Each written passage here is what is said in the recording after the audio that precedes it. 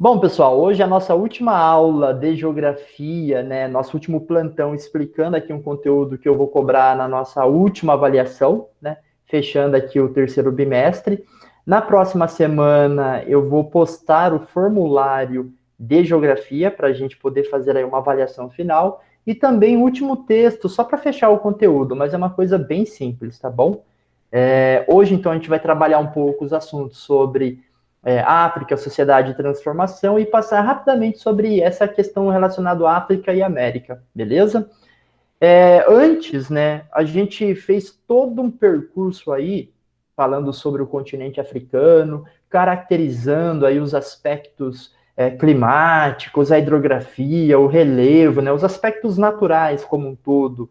E depois a gente foi trabalhar um pouco essa divisão, a construção dessa atual divisão política do continente africano. E aí não tem como não voltar ali no processo de colonização do continente africano, né? Lembrar aí no caso da ocupação promovida pelas potências europeias no primeiro momento, mais ao longo do litoral, fazendo ali aqueles pontos, aqueles entrepostos comerciais, né, as feitorias, pegando pessoas, escravizando, né, levando para outras porções do mundo, sobretudo aqui o continente americano. Depois, no segundo momento, a partir do século XIX, tem aí o imperialismo, e aí a gente começa a ter a partilha da África, principalmente a partir do final do século XIX, já que a Alemanha se constitui enquanto país, e aí ela quer também a sua parte, e aí eles oficializam a divisão ali do continente africano. Lembrar que o imperialismo é um dos fatores que vão resultar também aí na Primeira Guerra Mundial.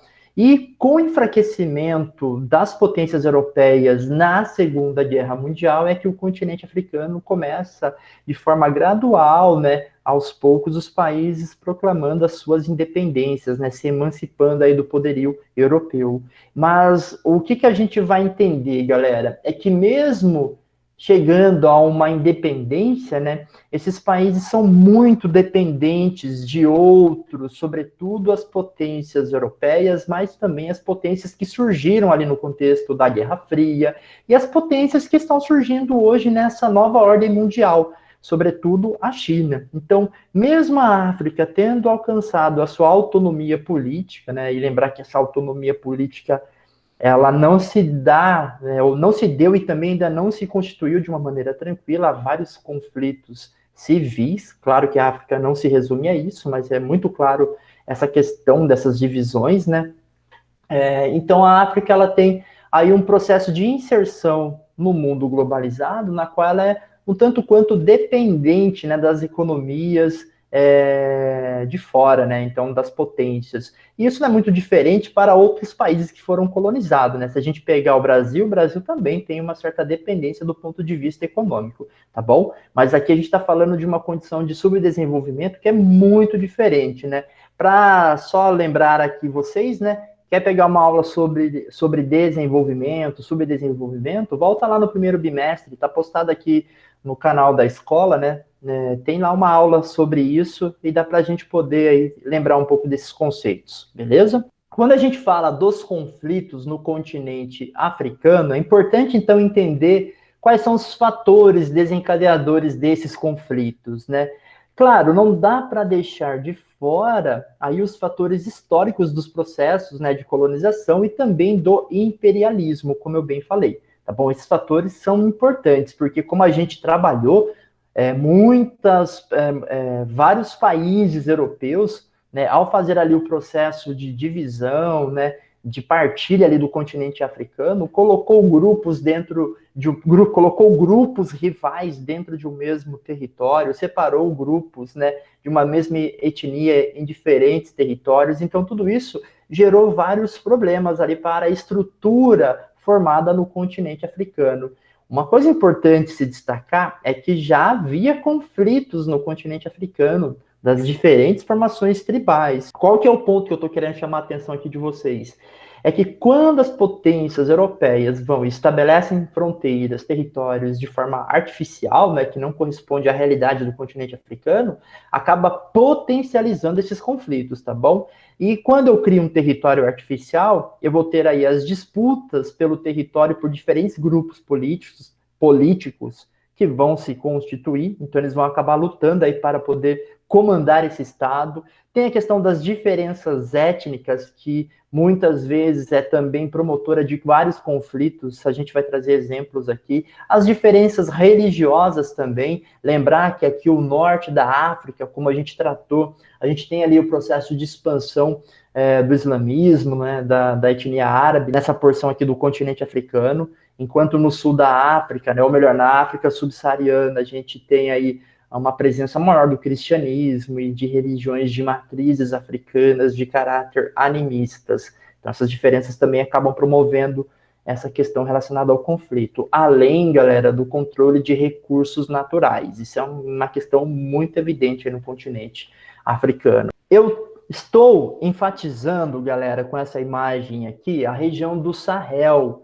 É uma transição entre o que seria a faixa árida, né? Aí tem um semiárido, que seria esse Sahel, entrando na porção tropical da savana. Nessa porção eu tenho alguns países que passam aí por graves problemas, né? Desde a desnutrição, da questão relacionada a conflitos. Então a gente tem uma região que é marcante aí como uma questão relacionada a problemas socioeconômicos e também de conflitos, tá bom?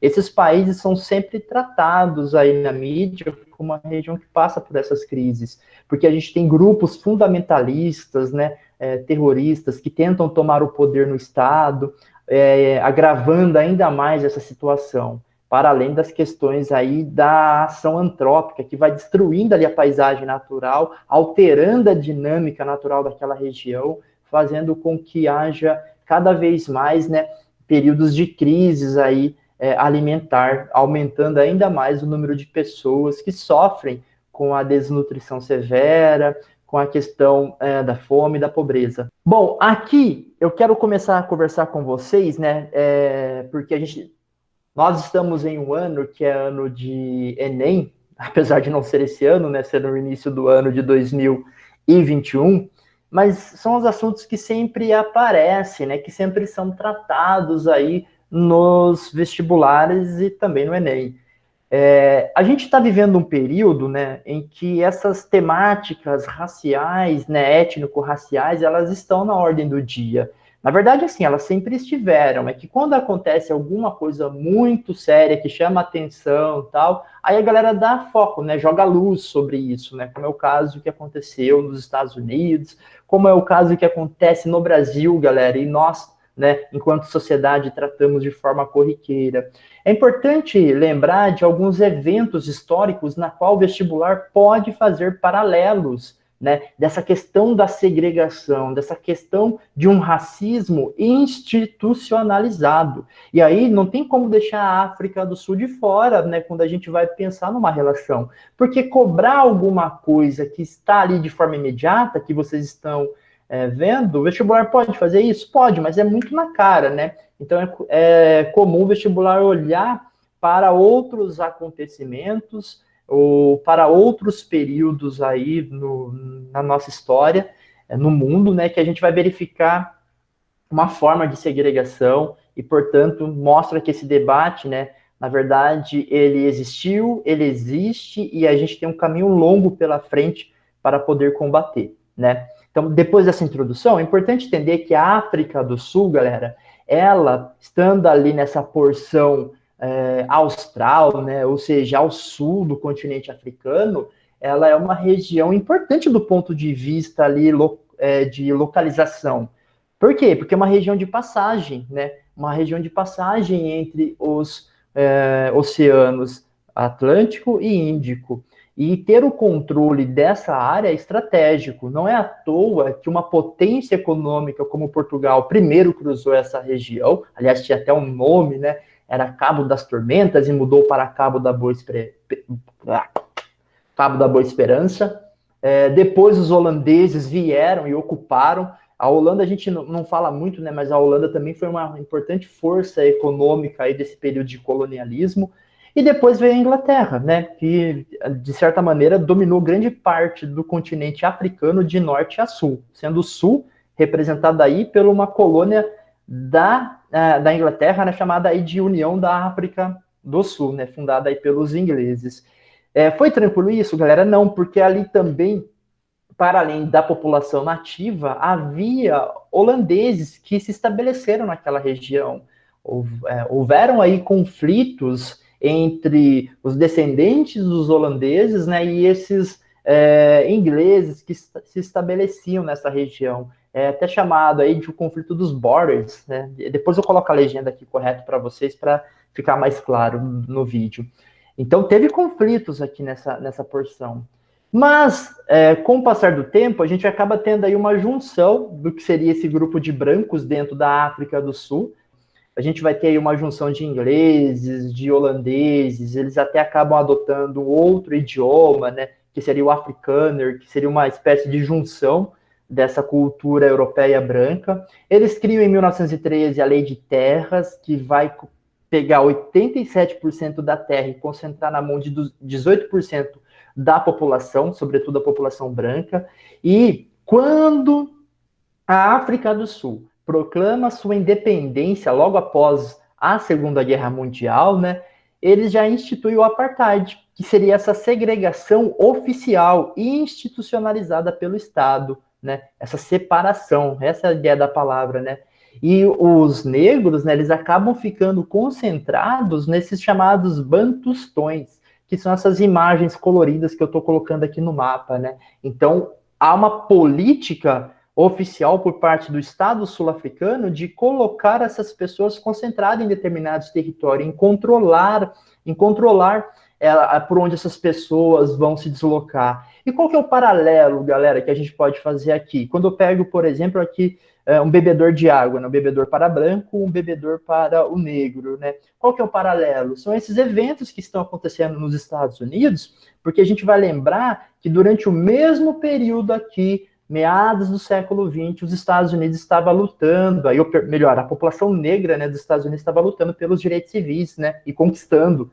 E aqui não, aqui essa galera, né, na verdade, aqui a população negra africana estava lutando, é nesse momento que o Nelson Mandela é preso. Óbvio que a ONU condenava, né, mas naquele período estávamos vivendo sobre a Guerra Fria, e o que importava no contexto da Guerra Fria era que a África do Sul estivesse alinhada com uma das potências, no caso, os Estados Unidos. Então, independente do que eles realizavam, faziam ali internamente, o importante era apoiar um dos grupos aí da chamada Guerra Fria, tá bom?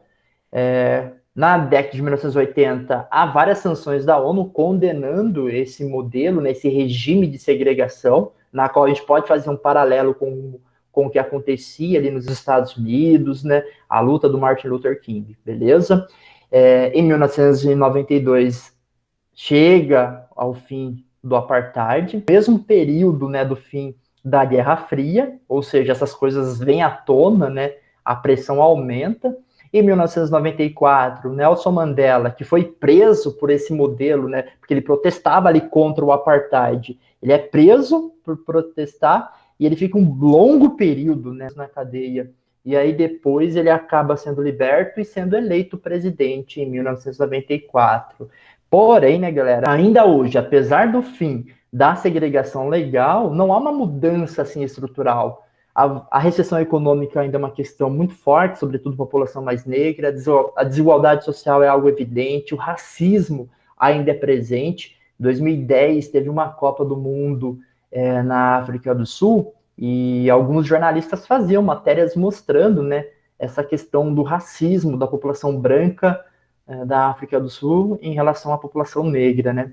A criminalidade é gigantesca, muito similar ao que acontece aqui no Brasil, e há vários problemas nas cidades, Pretória, Cidade do Cabo, do que a gente chama de macrocefalia urbana, cidades que cresceram demais e tem vários problemas estruturais. Comentar que tem um filme chamado Mandela.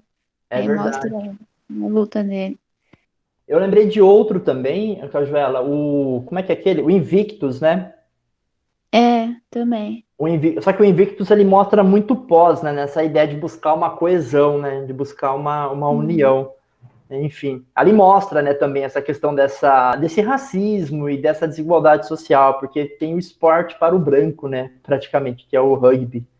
É bem É, interessante. O Sudão, aqui no caso, a gente vai ter também a mesma questão relacionada aí ao processo de independência pós Segunda Guerra Mundial, em função do enfraquecimento das potências europeias, né? Só que assim, aí surge o país, Sudão. Esse país ele é formado por dois grandes grupos. Seria os muçulmanos aqui ao norte, e é até interessante analisar o Sudão, né? Porque você verifica aqui com esse mapa que eu trouxe, no norte a gente percebe aqui uma região com um clima mais árido, né? Tá naquela região de transição ali do Saara, enquanto o sul eu já entro numa porção tropical, quase entrando ali na região equatorial. Né? Então a gente consegue até ver essa diferença aí do ponto de vista físico-natural. Na porção ao norte, né, a gente tem a presença dos muçulmanos, dos islâmicos, o que de certa maneira foi o que constituiu o Estado. Né? O Estado ele nasce a partir de uma concepção a partir dos islâmicos, tá bom? Daí a ideia de Estado. Enquanto no sul, né, vivem aí os cristãos, os animistas, né? E aí eu tenho uma divisão, porque eu tenho quase que uma nação diferente no sul, um outro povo que se identifica culturalmente de forma totalmente diferente com a galera que está no norte. E isso gera uma instabilidade política tremenda ao longo do século XX, principalmente ali na década de 60, 90, gerando aí perseguições, crises, conflitos. Então você vai ter pessoas fugindo, né, o número de refugiados cada vez maior, a seca nas porções mais ao norte, um Estado que é organizado a partir da Sharia, que seria as leis islâmicas. Imagina, né, a galera do sul, cristão, animista, né, sendo regido por um Estado através de uma lei islâmica. Acaba ocorrendo vários distúrbios aí nessa porção. Numa porção que era chamada de Darfur, acontece na verdadeira limpeza étnica. É o caso que ficou aí marcado, né, no Sudão como uma perseguição a um determinado grupo, né, os cristãos, os animistas mais ao sul. E aí começa a ter a luta pelo separatismo, né, ou criar um país, né, diferente ao sul, tá bom? Começa a partir de uma discussão já em 2005.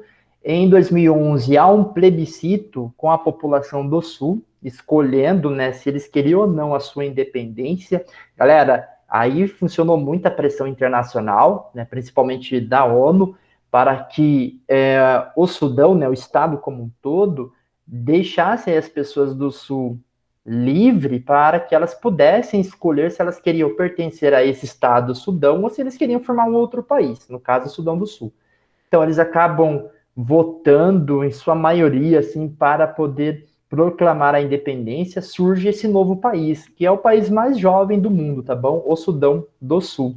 Só que assim, acabou os conflitos? Não, galera. Mesmo dentro do Sudão do Sul, eu tenho diferentes grupos étnicos, tá bom? De matrizes animistas, de matrizes cristãs, que também entram em conflitos entre si. Porque, como a gente sabe, né, são vários grupos étnicos. Os complicadores, né, nos indicam aí 200 mil mortos, milhões de refugiados que foram para os países vizinhos, ou que cruzaram e foram lá para a Arábia Saudita, né, através do Mar Vermelho, e até hoje a ONU tem aí as suas tropas, né, de estabilizadoras, né, as tropas de paz.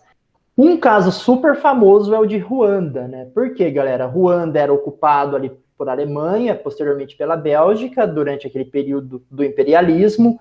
E assim, quando uma potência chegava, ela escolhia determinado grupo para, de certa maneira, organizar aquele protetorado territorial, aquele domínio territorial que a potência europeia exercia no continente, né?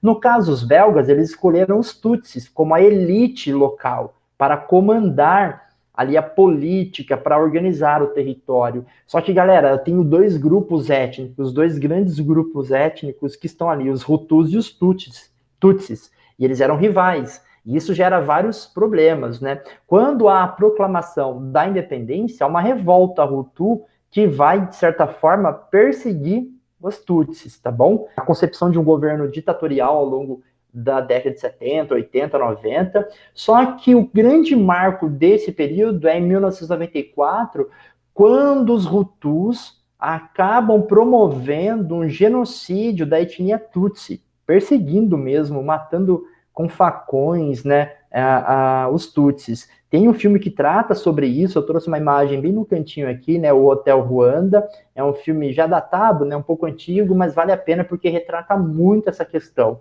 O número de refugiados foi enorme, né, principalmente aí de Hutus, que quando se estabelece ali um governo, né, ou há uma intervenção tardia, a ONU demorou a intervir, vários países só assistiram aquele momento, né, não, isso gerou várias críticas da comunidade internacional e mostrou também um abandono muito claro dos países africanos, né, com relação aos órgãos que tentam estabelecer uma certa organização no sistema mundial, né? Então, um conflito causado por toda uma herança histórica de colonização, quando surge ali pessoas vitimadas, os grandes culpados, né, que foram os brancos europeus, tal, abandonaram essas pessoas. Os Tutsis, muitos foram para o Uganda, né, mais ao norte. Os Hutus foram para o Congo e gerou também crises lá, recebendo, imagina, quase 2,5 milhões de refugiados indo para um país, galera, gera vários problemas políticos, tá bom? E até hoje há a presença de tropas de paz, apesar do país estar cada vez se reconstruindo, né, a partir desse trauma que foi esse genocídio dos Tutsis promovidos pelos Hutus. Claro, é importante lembrar que também os Tutsis também perseguiram os Hutus, tá bom? Então isso, na verdade, é um desses conflitos, né, em função dessas diferenças étnicas que foram pressionadas em função de fronteiras de estados criados lá pelo imperialismo. Angola é um daqueles casos, né, que não proclama sua independência imediatamente após o fim da Segunda Guerra Mundial. Por quê? Porque era um território que pertencia a Portugal, e Portugal vivia sobre uma ditadura, assumiu uma postura, de certa forma, neutra ali na Segunda Guerra Mundial, conseguiu preservar os seus domínios territoriais até quase aí meados da década de 1970. A partir do fim da ditadura ali do Salazar, e quando já era conduzido ali pelo Marcelo Lopes, presidente de Portugal, a partir da queda dessas figuras, né, no cenário político português, os países ali do continente africano começam a proclamar a sua independência, sobretudo Moçambique e Angola, tá bom? Angola proclama sua independência, mas já mergulha também num conflito civil, numa guerra civil. Por quê? Porque vai ter grupos rivais, e é um país que nasce num contexto de Guerra Fria. E o contexto da Guerra Fria é aquilo, na verdade, é os países aí, Estados Unidos, União Soviética, lutando para ter apoios no cenário internacional, né? E vai surgir grupos financiados por essas potências. Eu tenho, por exemplo, né, o Movimento pela Libertação de Angola, que se alinhou aí, ou recebeu, de certa maneira, um incentivo da União Soviética, e era de caráter socialista. Eu tenho a Frente Nacional para a Libertação de Angola, que tinha uma vertente capitalista pró-Estados Unidos, tá bom? E eu tinha a UNITA, né, que é a União Nacional para a Independência Total da Angola, que tinha aí um forte apoio da África do Sul e tinha um caráter anticomunista, beleza? Importante lembrar, né, galera, que quando fala de caráter anticomunista apoiado pela África do Sul, a África do Sul estava apoiada pelos Estados Unidos, né? Não é à toa que faziam vistas grossas aí ao processo do apartheid na África do Sul. Não preciso nem falar que tanto a UNITA quanto a FNLA, né, se uniram no segundo momento, tá bom? E governaram também aí Angola durante um bom tempo. Hoje quem governa Angola é o Movimento pela Libertação de Angola, né? São partidos que foram formados, grupos políticos naquele período, mas que hoje se institucionalizam enquanto partidos políticos. Angola, de certa maneira, a partir de 2002, 2005, começa a viver um cenário de paz, né? Esses conflitos civis, essa guerra civil tem um arrefecimento, uma diminuição. Porém, tem os complicadores, né? Quais são eles, galera? Várias minas terrestres pelo país, né? E essas minas terrestres atingiram mais de 6 milhões de pessoas. Era comum uma criança estar brincando numa região descampada e, de repente, ser atingida por uma mina terrestre, né? Ou melhor, pisar sobre uma mina terrestre. Tinha uma campanha em Angola, né? Da Miss angolana, né? E eles faziam uma premiação diferente para aquelas que foram vitimadas por essas minas terrestres. É o caso da imagem que vocês estão vendo aqui no slide, tá bom? Para poder mostrar como isso atingiu várias pessoas, né? Teve até países, né, que foram lá para poder fazer todo um processo ali de retirada dessas minas, buscar onde estavam essas minas terrestres. Angola é um país rico em petróleo, sobretudo, né, um dos grandes exportadores de petróleo do continente africano e também rico em minerais, né, e também em pedras preciosas, como é o caso do diamante. Há recentemente uma forte aproximação com a China, né, grande parte do petróleo hoje de Angola é direcionado para a China. O Brasil também tem ainda, né, parcerias importantes com esse país, até por uma questão, né, galera, de proximidade em função aí de Angola e Brasil serem aí ex-colônias portuguesas e ter a facilidade cultural, né, sobretudo a questão da língua, beleza? Então, a presença de construtoras brasileiras era comum em Angola, da Petrobras, de parcerias como a Embrapa, é muito comum. Agora a gente vai falar rapidinho do Mali, né? A questão do Mali, ela é um pouco mais atual. Isso está dentro aí do bojo dessa crescente do fundamentalismo islâmico, sobretudo quando fica muito claro a partir de 2011, com o ataque terrorista ali nos Estados Unidos, promovido pela Al-Qaeda, né? Acaba surgindo várias outras células ou braços da Al-Qaeda em várias porções do mundo, tanto ali no Oriente Médio, mas também no continente africano. Então tem essa rebelião de Tuareg, né? De um grupo de origem islâmica que acaba tentando fazer ali ou estabelecer uma Sharia, um controle a partir do ponto de vista islâmico, né, da Sharia, né, que seria o Estado com leis islâmicas do norte em direção ao sul. Essas regiões acabam formando uma divisão, como vocês podem ver, e acaba também tendo uma coisa muito parecida com o que a gente viu ali no Sudão. Aliás, é uma coisa muito marcante nessa questão, tanto do ponto de vista étnico, mas também religioso. Como está nessa porção aqui, mais próxima aí a noroeste do continente africano, é importante lembrar que foi uma colônia da França, e a França promove uma interferência, né, até para diminuir, para poder atuar ali contra esses grupos rebeldes. Funcionou, mas não quer dizer que esse grupo foi totalmente eliminado, tá bom? Ainda há aquela situação que possa promover instabilidades nesse país. Outro caso que ganha bastante destaque, e esse até hoje, né, é a Nigéria, porque a Nigéria é um país muito rico, é uma das maiores economias do continente africano, em função da exportação de petróleo. Só que o norte da Nigéria, né, ou a porção mais a nordeste, assim, ela é controlada, ela é predominantemente islâmica, enquanto o sul concentra-se os cristãos, né? E nessa porção ao norte, galera, mais um braço da Al-Qaeda ou desse fundamentalismo islâmico surgiu, que é o Boko Haram.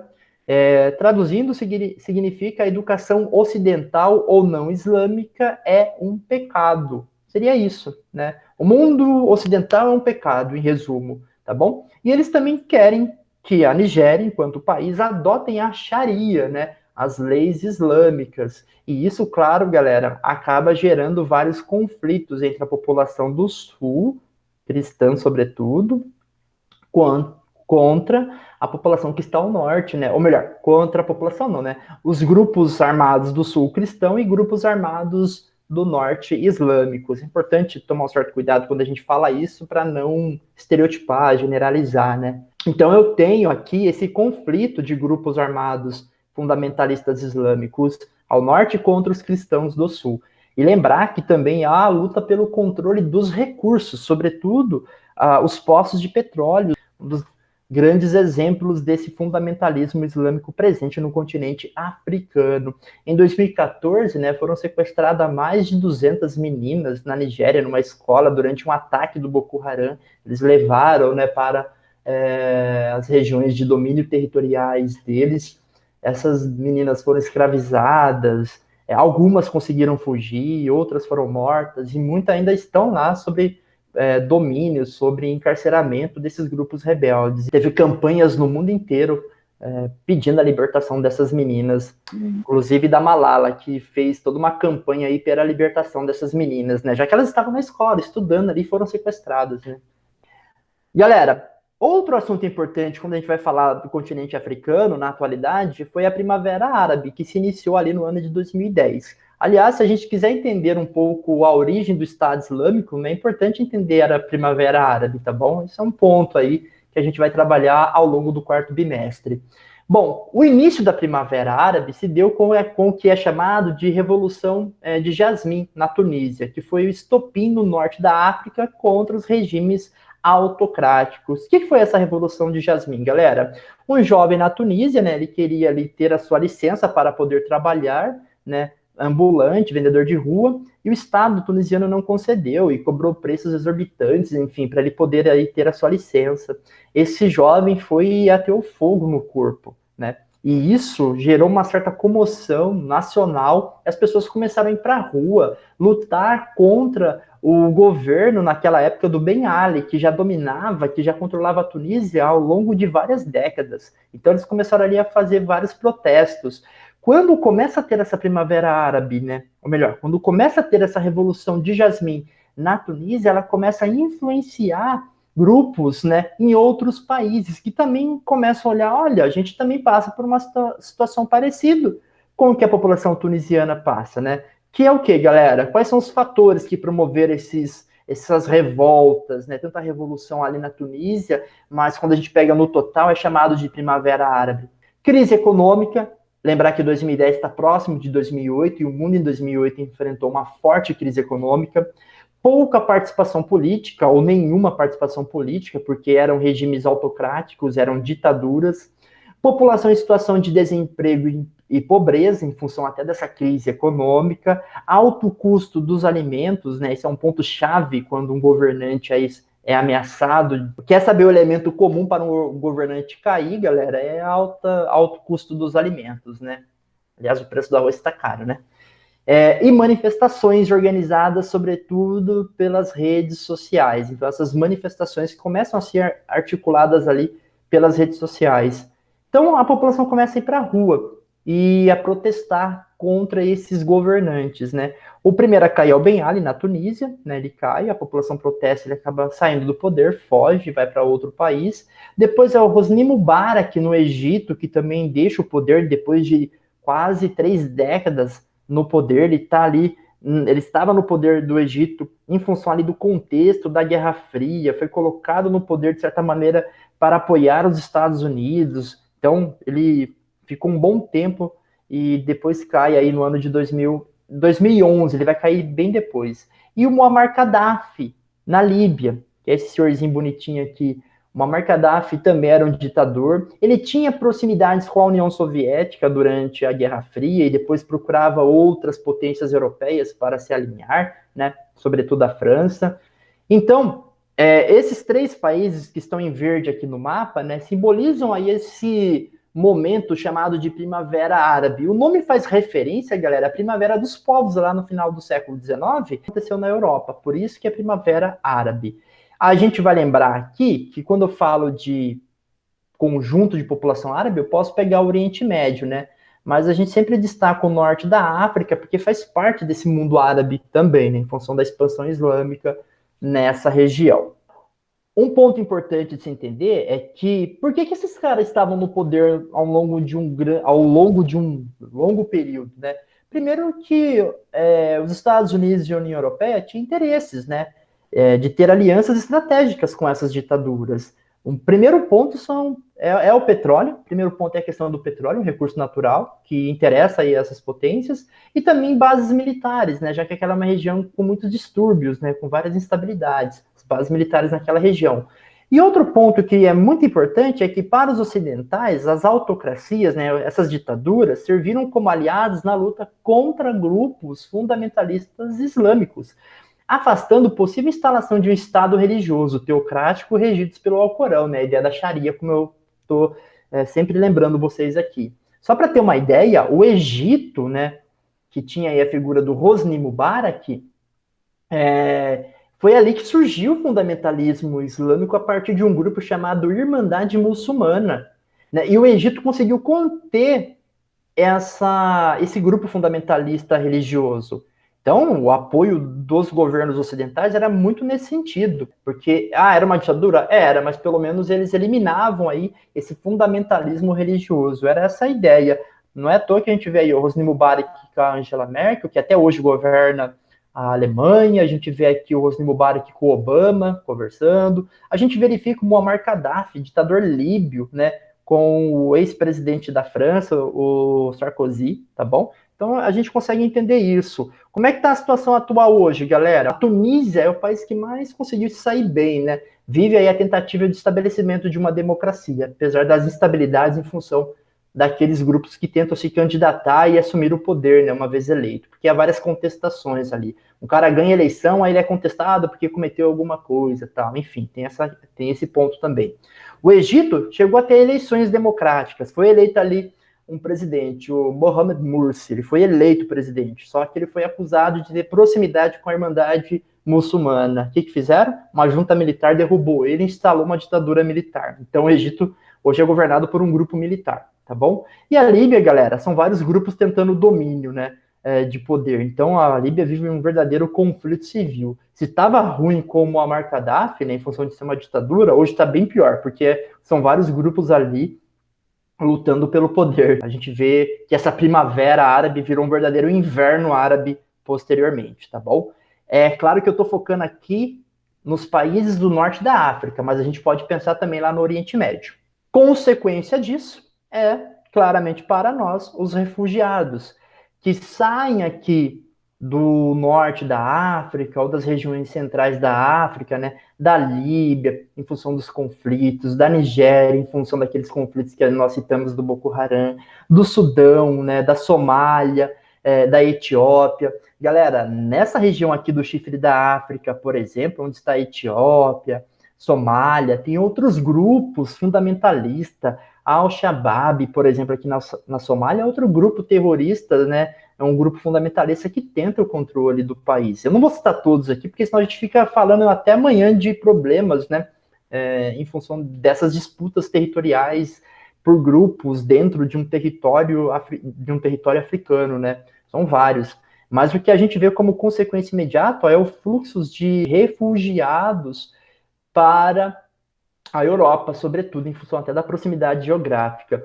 Então, se eu sou perseguido por uma questão de opinião política, se eu sou perseguido porque eu pertenço a uma determinada etnia ou porque eu tenho uma determinada religião, pelo direito internacional, né, estabelecido aí, sobretudo através dos órgãos relacionados à ONU e tratados internacionais, né, o refugiado ele ganha o status de apátrida, né, ele não tem pátria porque ele está no status de refugiado, e a partir do momento que um país aceita, já que faz parte dessas convenções, né, que recebem os refugiados, o Brasil faz parte, aliás, ele passa a pertencer a esse país, né? E logo ele passa a ter documentos, tal, beleza? Aí sim ele é, de certa maneira, legalizado toda a situação dele dentro daquele país. O Brasil recebeu vários refugiados, né? Os atuais refugiados aí em função do conflito da Síria, mas também de Angola, o Brasil chegou a receber. Eu conheci vários angolanos em Hortolândia que eram refugiados aí do conflito de Angola.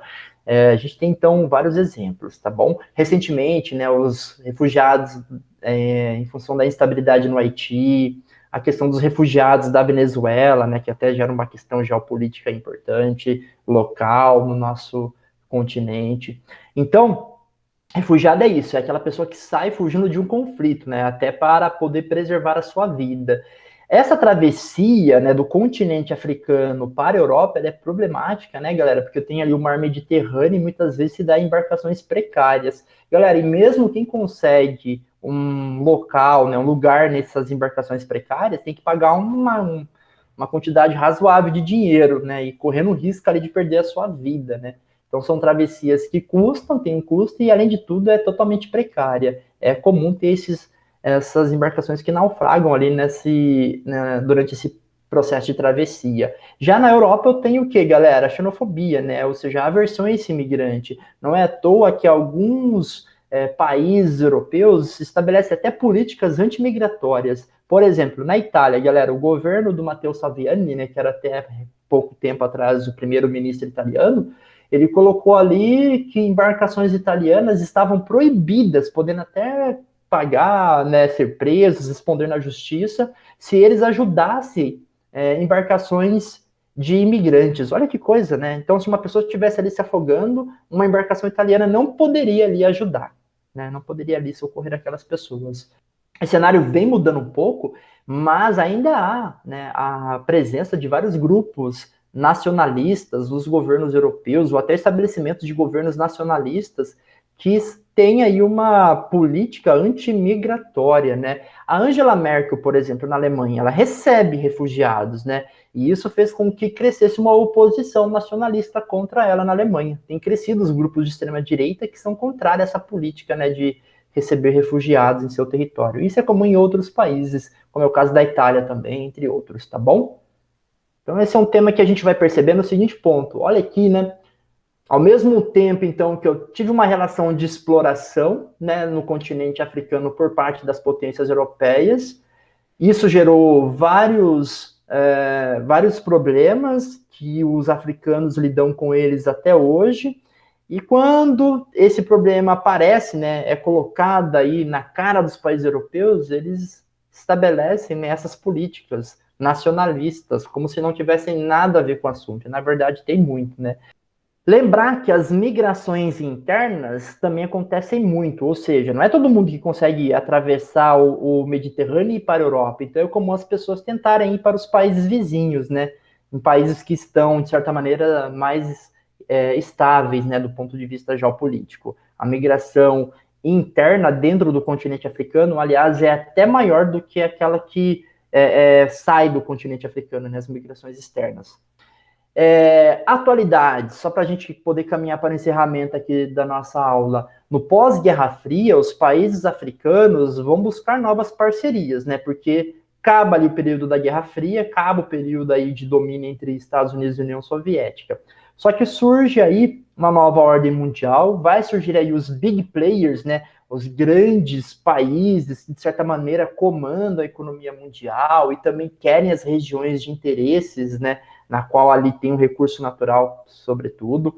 Então, quais são esses big players, né, galera? Seria a China, que teve um grande crescimento econômico. Hoje ela tem o controle de recursos, por exemplo, do Sudão e do Sudão do Sul, em parceria com vários países da África, sobretudo Angola, como eu já mencionei aqui anteriormente. Os Estados Unidos ainda controla rotas de commodities, né, commodities minerais, mas também de petróleo, na África subsaariana. A Europa tem esses laços históricos, né, devido ao colonialismo, então tem ainda uma influência econômica muito forte no continente africano. E a África, ela tem uma inserção dependente na economia globalizada. Em que sentido, né? Ela exporta produtos primários, né, galera? Né? São grandes, não são produtos de alto valor agregado, produtos industrializados. Eles acabam exportando o quê? Produtos agrícolas, minerais, né? Minerais energéticos. Esse é o ponto, essa é a inserção. A gente pode até pensar hoje, né, que há um novo imperialismo, né? Eu coloquei até como uma pergunta, né? Novo imperialismo? Porque a África seria um novo campo de disputa, por exemplo, entre esses big players, né, que estão se destacando no cenário internacional, como Rússia, China, além da presença ainda de Estados Unidos e também da União Europeia. A China hoje, galera, ela faz, né, todo um soft power, uma política de aproximação, busca ali uma elite em um determinado país do continente africano, leva para a China, estudar nas melhores universidades chinesas, esses grupos voltam e passam ali, de certa maneira, a instruir, passam ali, de certa maneira, a controlar os estados africanos e realizar parcerias com a China, né? Não é à toa, essas coisas não são assim, do nada, né? Esses recursos naturais que nós falamos, quando eu olho para a África, galera, o que vocês estão vendo aqui nesse roxinho azul, né? Aqui no norte do continente africano, aqui na Nigéria, aqui em Angola, seriam os poços de petróleo. Quando a gente verifica, por exemplo, esses sinais aqui, né, esses símbolos amarelo, meio laranja, ouro, ferro, então a gente começa a ver aqui que tanto na África subsaariana como na porção setentrional, nós temos aí vários recursos naturais, recursos energéticos, petróleo, carvão, gás natural, urânio, recursos minerais metálicos e pedras preciosas, né, como ouro, ou minério de ferro, ou a bauxita, enfim, a gente tem uma riqueza muito evidente nesse continente. Lembrar dessa origem geológica, né, similar à do Brasil, tá bom? Um país rico em recursos naturais.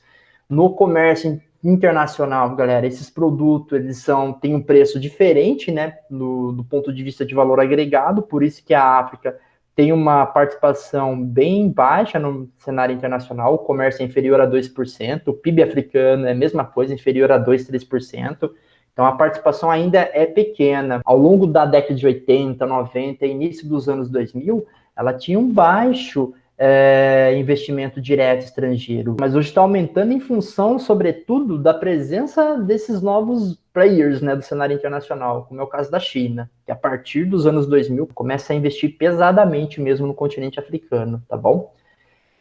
A África, ela busca uma certa autonomia através de criação de organismos multilaterais, na qual eles vão tentar se juntar com outros países ali e formar blocos econômicos, é o caso da União Africana e é o caso da SADC, né, a Comunidade para o Desenvolvimento da África Austral.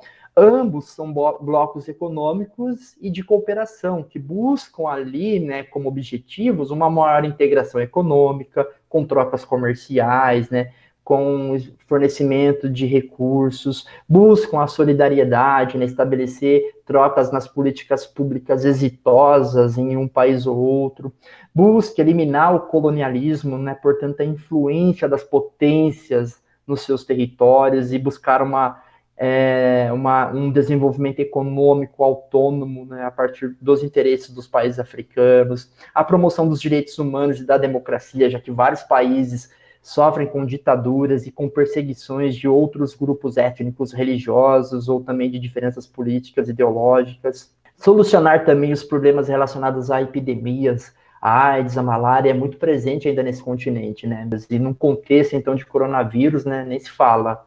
A gente teme muito aí com essa questão da propagação do coronavírus na África.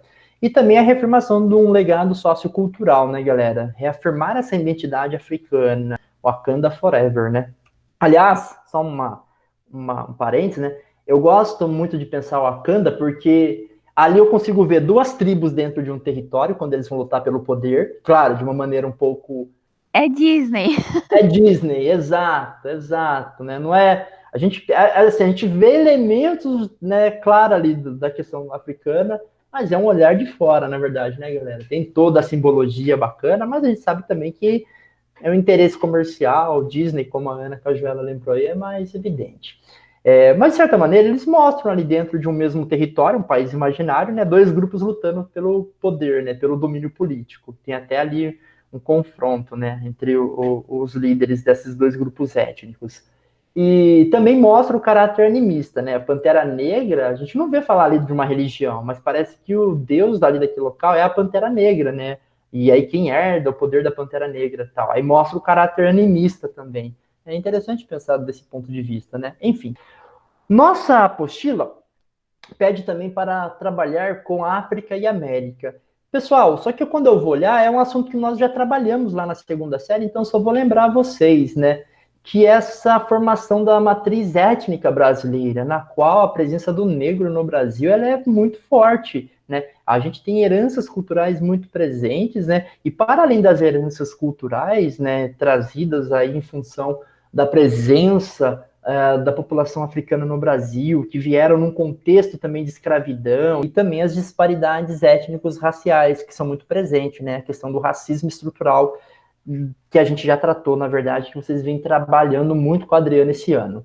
Então, aqui eu só trouxe um dado, né, que vai mostrando como, nos últimos anos, a autodeclaração da população preta e pardos no Brasil aumentou, né, vem aumentando, e é uma reafirmação desse pertencimento, dessa identidade étnica, né, dessa origem aí africana. Não à toa que a partir dos anos 2000 até teve uma regulamentação aí no currículo, né, para que eles adotassem o ensino das questões étnicos, raciais, que tratassem da origem, que tratassem aí das questões relacionadas ao continente africano, que ensinassem nas escolas, né, esse outro olhar, para além só da visão europeia e etnocêntrica. Então a gente vai olhar também para a África, já que ela pertence aí ao bojo de formação da nossa identidade cultural. Do ponto de vista geopolítico, nos anos 2000, o Brasil teve uma parceria muito importante com a África, ou vem tendo, na verdade, né, dentro daquilo que nós chamamos de cooperação Sul-Sul e trocas comerciais, presença da Petrobras em países africanos, presença da Embrapa, que é uma empresa do Estado, né, fazendo ali parcerias para poder estabelecer uma agricultura muito mais produtiva em vários países. Claro que tem um problema também, né, porque a gente tem que lembrar que tem que ter uma economia de subsistência, tem que ter uma agricultura de subsistências.